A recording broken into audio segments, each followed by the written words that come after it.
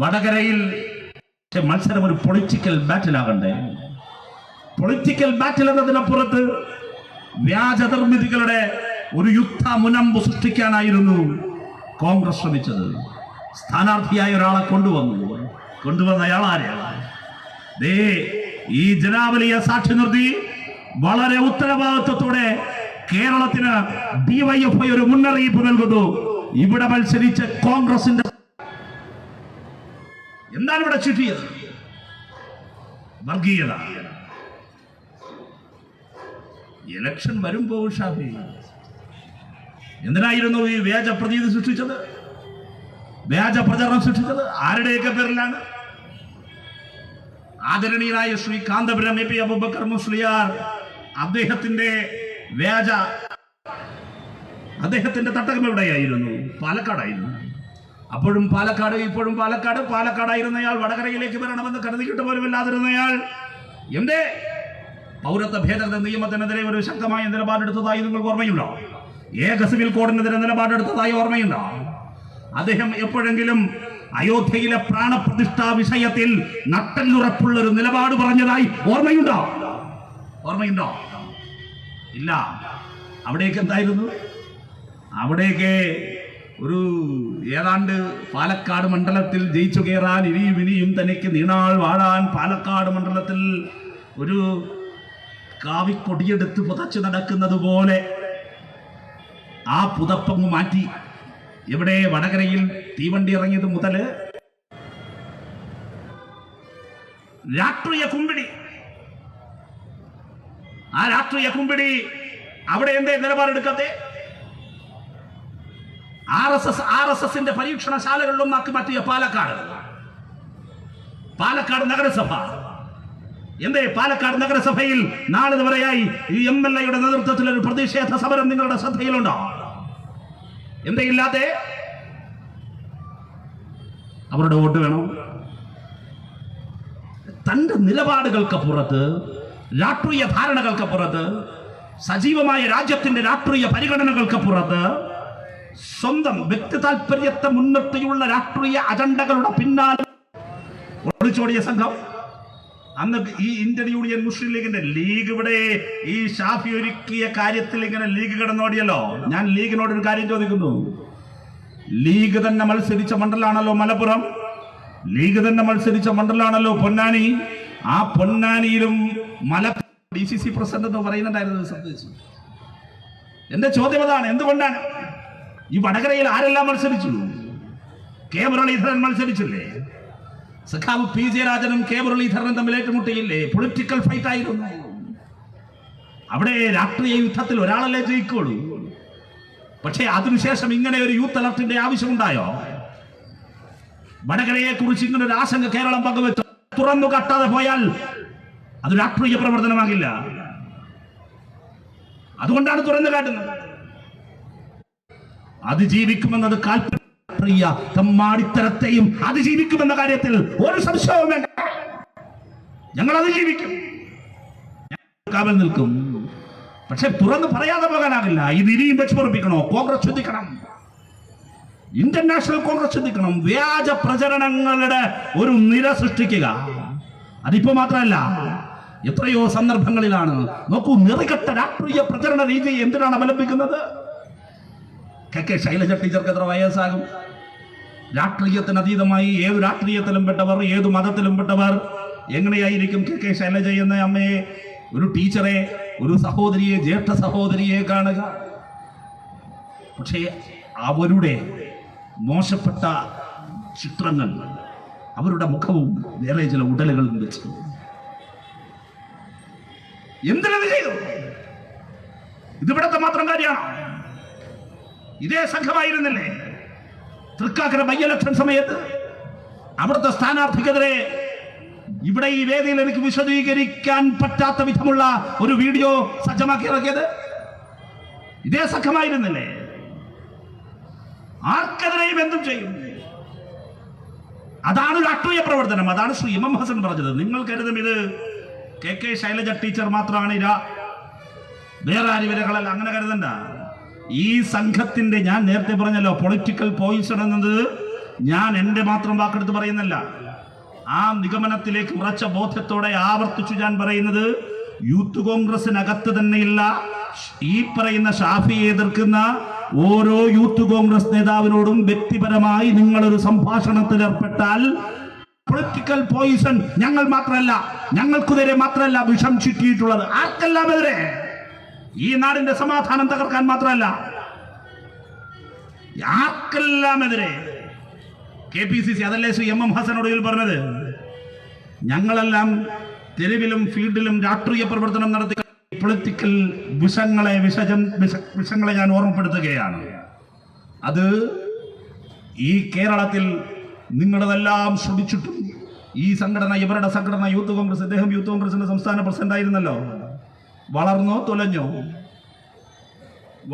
തൊലഞ്ഞോ? Electric പോസ്റ്റിൽ വെള്ളം കോരിയാ വളരില്ല എന്ന് പറയാറുണ്ട്. അതുപോലെ ആയിരുന്നില്ല യൂത്ത് കോൺഗ്രസ്. എന്തായി? ഷാഫി പറമ്പലിനെയും ഇവിടെ വന്ന് തമ്പടിച്ച് പ്രവർത്തിച്ച വേറൊരു വേജ പ്രസിഡന്റ് ഉണ്ടല്ലോ, ആ രണ്ടുപേരെയും ഒരു കാര്യം DYFI ഓർമ്മപ്പെടുത്തുന്നു. ഇവിടെ ഈ വടക്കൻ മലബാറിൽ ലീഗിന്റെ മേലത്തു ചാരി നിന്ന് വീരസ്യം പറയാൻ മാത്രം കഴിയുന്ന മെലിഞ്ഞുപോയ ഒരു പഴയ തെരുവ് ചട്ടമ്പിയായി ഇന്ന് കേരളത്തിലെ കോൺഗ്രസ് അധപ്പതിച്ചുപോയി, മെലിഞ്ഞുപോയി എന്ന് മറന്നു പോരുത്.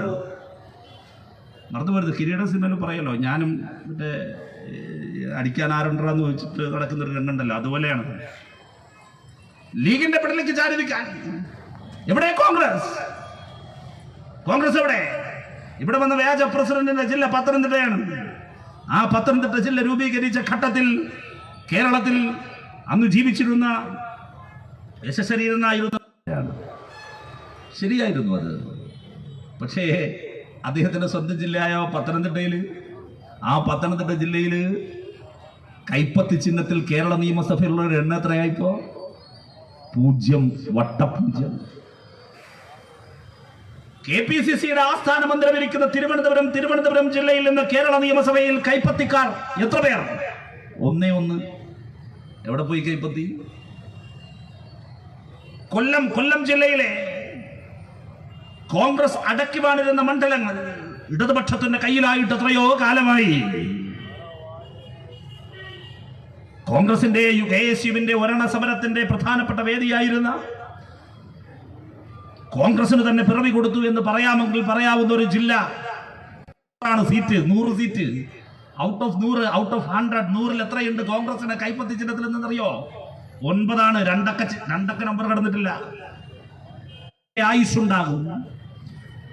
ചെറിയൊരു കാലത്തേക്ക് നിങ്ങൾ എടുക്കുന്ന രാഷ്ട്രീയ നിലപാടുകൾ, വർഗീയ നിലപാടുകൾക്ക് ചിലപ്പോൾ ഒരു ചെറിയ കാലത്തേക്ക് ആയുസ്സുണ്ടാകും.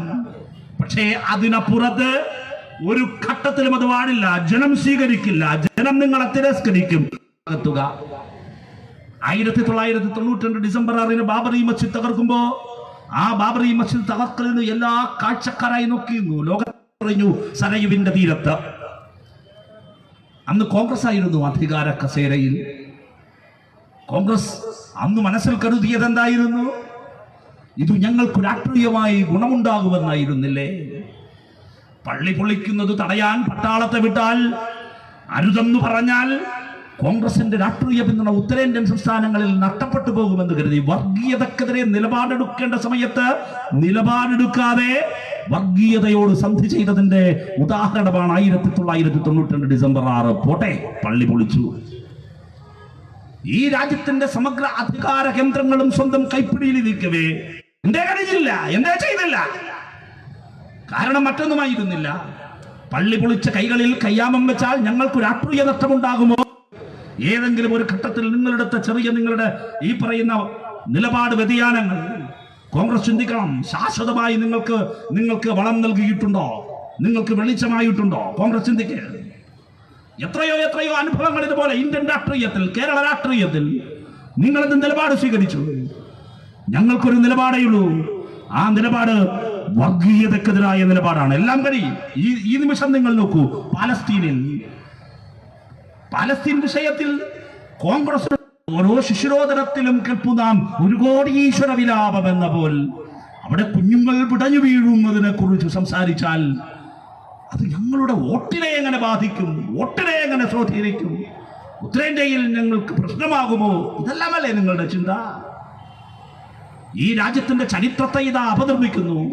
ഹിറ്റ്ലർ അധികാരത്തിലേറി ആദ്യം ചെയ്തത് പഠിപ്പിച്ചുകൊണ്ടിരുന്ന ചരിത്ര പാഠപുസ്തകങ്ങളെ മുഴുവൻ കത്തിക്കും.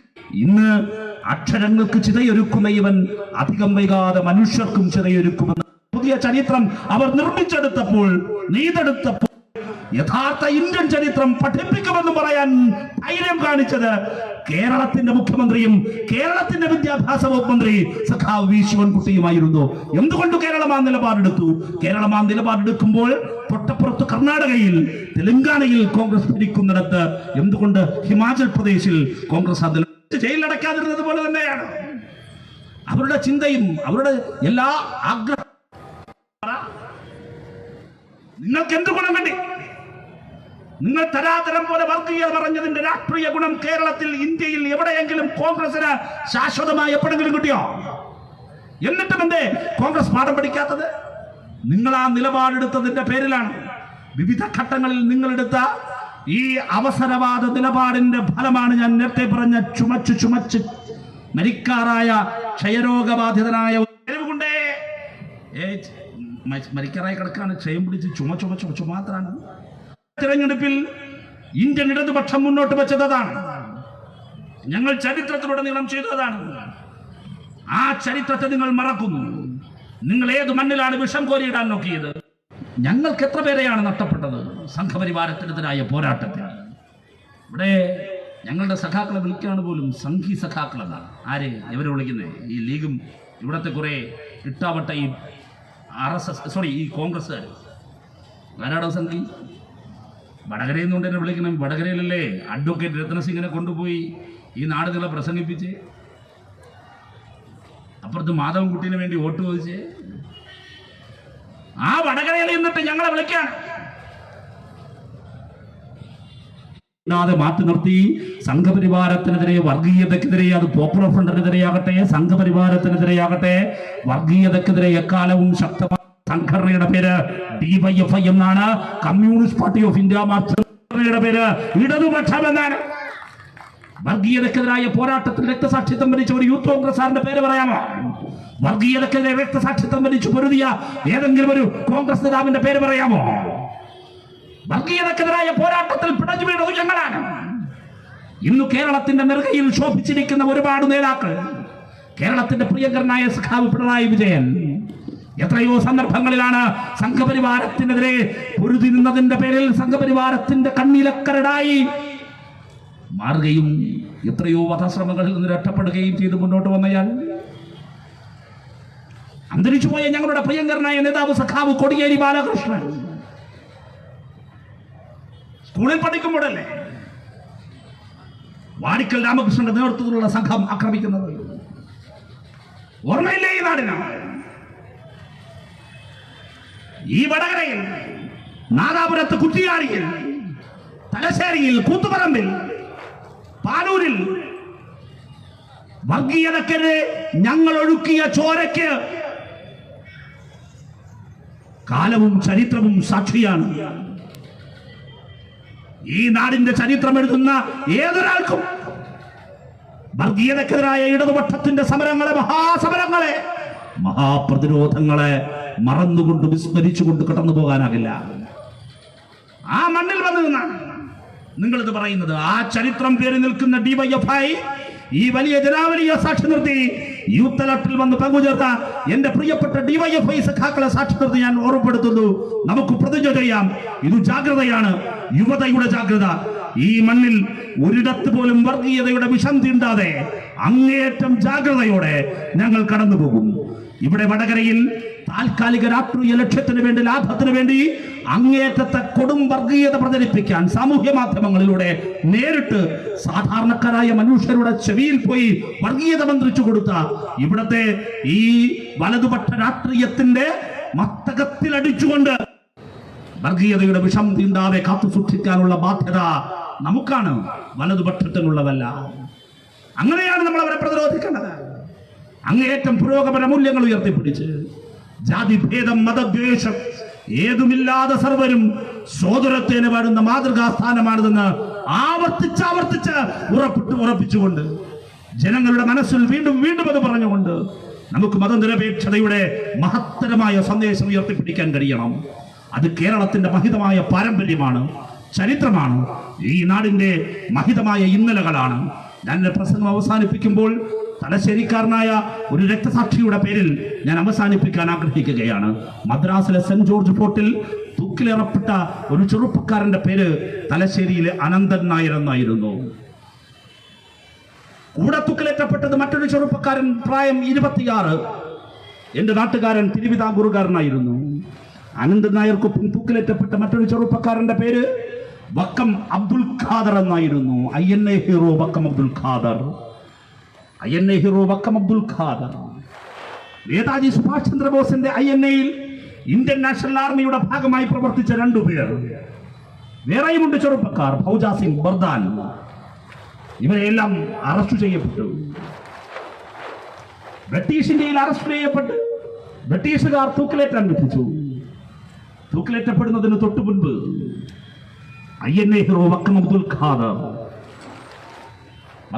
ഖാദർ കൊലക്കേറിന്റെ മുമ്പിൽ നിന്നുകൊണ്ട് ബ്രിട്ടീഷുകാരോട് പറയുന്ന ഒരു കാര്യമുണ്ട്, ചരിത്രമാണ്. കേരള ഭാഷാ ഇൻസ്റ്റിറ്റ്യൂട്ട് പുറത്തിറക്കിയ INA ഹീറോ വക്കം അബ്ദുൽ ഖാദർ എന്ന പുസ്തകം എടുത്ത് വായിച്ചാൽ നിങ്ങൾക്ക് ഈ ചരിത്രം അതുപോലെ മനസ്സിലാക്കാൻ കഴിയും. ആ വക്കം അബ്ദുൽ ഖാദർ കൊലക്കേറിന്റെ മുമ്പിൽ മദ്രാസ് സെന്റ് ജോർജ് ഫോർട്ടിൽ ഒരു പുലർച്ചയിൽ നിന്നുകൊണ്ട് പറഞ്ഞു, ഒരേ സമയം 2 പേരെയാണല്ലോ നിങ്ങൾ തൂക്കിലേറ്റുന്നത്. ബ്രിട്ടീഷുകാർ പറഞ്ഞു, അതെ, ആരെയൊക്കെയാണ് നിങ്ങൾ തൂക്കിലേറ്റുന്നത് ഒരേ സമയം?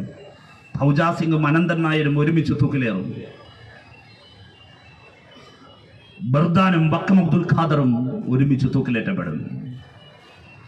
ആ കൊലക്കേറിന്റെ മുമ്പിൽ നിന്നുകൊണ്ട് ഒരു മലയാളിയായ ചെറുപ്പക്കാരൻ INA ഹീറോ വക്കം അബ്ദുൽ ഖാദർ ബ്രിട്ടീഷുകാരോട് പറഞ്ഞു, എന്നെയും എന്റെ ചങ്ങാതി അനന്തൻ നായരെയും ഒരുമിച്ച് തൂക്കിലേറ്റാമോ? ബ്രിട്ടീഷുകാർ ചോദിച്ചു, എന്തിന്? വക്കം അബ്ദുൽ ഖാദർ മറുപടി പറഞ്ഞു, ഞാൻ ലാ ഇലാഹ ഇല്ലല്ലാഹു മുഹമ്മദ് റസൂലുള്ളാഹി എന്ന കലിമത്ത് തൗഹീദിൽ വിശ്വസിക്കുന്ന മുസൽമാൻ, എന്റെ ഉറ്റ ചങ്ങാതി അനന്തൻ നായർ ഒരു യഥാർത്ഥ ഹിന്ദുവും. ബ്രിട്ടീഷ് വിരുദ്ധ പോരാട്ടത്തിന്റെ ഈ ബലിപീഠത്തിൽ, ഈ കൊലക്കയറിൽ ഒരു ഹിന്ദുവും മുസ്ലിമും ഒരുമിച്ച് കഴുത്തു നീട്ടിത്തന്നുവെന്ന് ചരിത്രം എഴുതട്ടെ സാർ. പട്ടിക മാറ്റി എഴുതിയാലും എന്നെ ഇവന്റെ ചങ്ങാതി അനന്തൻ നായരെയും തൂക്കിലേറ്റു നിങ്ങൾ. ചരിത്രം കൗതുകപൂർവം അഭിമാനത്തോടെ രേഖപ്പെടുത്തുന്നു. മദ്രാസ് സെന്റ് ജോർജ് ഫോർട്ടിന്റെ കൊലക്കയർ സാക്ഷി, ചരിത്രം സാക്ഷി, കാലം സാക്ഷി. പട്ടിക തിരുത്തി എഴുതി ഒരു വടകരക്കാരനായിരുന്ന, തലശ്ശേരിക്കാരനായിരുന്ന അനന്തൻ നായരും തിരുവിതാംകൂറുകാരൻ INA ഹീറോ വക്കം അബ്ദുൽ ഖാദറും ഒരു ഹിന്ദുവും മുസൽമാനും ബ്രിട്ടീഷ് വിരുദ്ധ പോരാട്ടത്തിന്റെ കൊലക്കയറിലേക്ക് ഒരുമിച്ച് ശിരസുതീട്ടിക്കൊടുത്തുവെന്ന് ചരിത്രം, ഒരുമിച്ച് രക്തസാക്ഷികളായെന്ന് ചരിത്രം. ഈ ചരിത്രം പെറുന്ന വടകരയുടെ മണ്ണിൽ, ഈ ചരിത്രം പെറുന്ന കേരളത്തിന്റെ മണ്ണിൽ വർഗീയതയുടെ ഈ പൊളിറ്റിക്കൽ പോയിസൺസ് ഉണ്ടല്ലോ, രാഷ്ട്രീയ താല്പര്യത്തിന് വേണ്ടി വിഷം പേര് നടക്കുന്ന രാഷ്ട്രീയ ഇന്ധനം നിറച്ച ഈ പൊളിറ്റിക്കൽ വെപ്പൺസ്, ഈ വെപ്പൺസിന്, ഈ ആയുധങ്ങൾക്ക് ഒരു ചുക്കും ചെയ്യാനില്ല. ഞങ്ങളുടെ മഹിതമായ പൈതൃകം INA ഹീറോ വക്കം അബ്ദുൽ ഖാദറിന്റെ പൈതൃകമാണ്. കൊലക്കേറിന്റെ മുമ്പിൽ മതേതരത്വത്തിന്റെ ശിരസുയർത്തിപ്പിടിച്ച തലശ്ശേരിക്കാരനായ അനന്തൻ നായരുടെ പൈതൃകമാണ്. എന്തിനേറെ ബ്രിട്ടീഷുകാരുടെ വെടിയുണ്ടയേറ്റപ്പെട്ട, ബ്രിട്ടീഷുകാർക്കെതിരായ പോരാട്ടത്തിൽ രക്തസാക്ഷിത്വം വരിച്ച അബുവിന്റെയും ചാത്തുക്കുട്ടിയുടെയും പൈതൃകമാണ്. കേരളത്തിന്റെ പോരാട്ടത്തിന്റെ ചരിത്രവീഥിയിൽ ബ്രിട്ടീഷ് വിരുദ്ധ പോരാട്ടത്തിന്റെ വടിയരികിൽ പുടഞ്ഞു മരിച്ച ബലിക്കല്ലുകളിൽ അസ്തമിച്ചുപോയ ഒരുപാട് ധീരരായ ഹിന്ദുവിന്റെയും മുസൽമാന്റെയും മഹിതമായ രാഷ്ട്രീയ പൈതൃകമാണ്. അത് ഉയർത്തിപ്പിടിച്ചത് മതനിരപേക്ഷതയാണ്, ഡിവൈഡ് ആൻഡ് റൂളിനെതിരായ പോരാട്ടമാണ്. ഇവിടെ ഷാഫി പയറ്റാൻ ശ്രമിച്ചത് ഡിവൈഡ് ആൻഡ് റൂൾ ആണ്. ഞങ്ങൾ ഇവിടുത്തെ മുസ്ലിം ലീഗിനെ വിനയപൂർവ്വം ഓർമ്മപ്പെടുത്തുന്നു, ഈ തെറ്റായ വഴിയിലേക്ക് മാറിപ്പോകാതിരിക്കാൻ നിങ്ങൾ സ്വയം ജാഗ്രത പാലിക്കുക. ഇവിടുത്തെ കോൺഗ്രസിന്റെ മഹിതമായ പാരമ്പര്യമുള്ള ഒരുപാട് മറ്റു മനുഷ്യരുണ്ട്, ജനാധിപത്യ വിശ്വാസികളുണ്ട്. അവർ കോൺഗ്രസുകാരായിരിക്കാം, അവരോട് ഞങ്ങൾക്ക് രാഷ്ട്രീയമായ അഭിപ്രായ വ്യത്യാസങ്ങൾ ഉണ്ടായിരിക്കാം. പക്ഷെ അവരെയും ഞങ്ങൾ ഓർമ്മപ്പെടുത്തുന്നു, ഈ തെറ്റായ കളിക്ക് കൂട്ടുനിൽക്കരുത്. ഈ തീക്കളിയാണ്.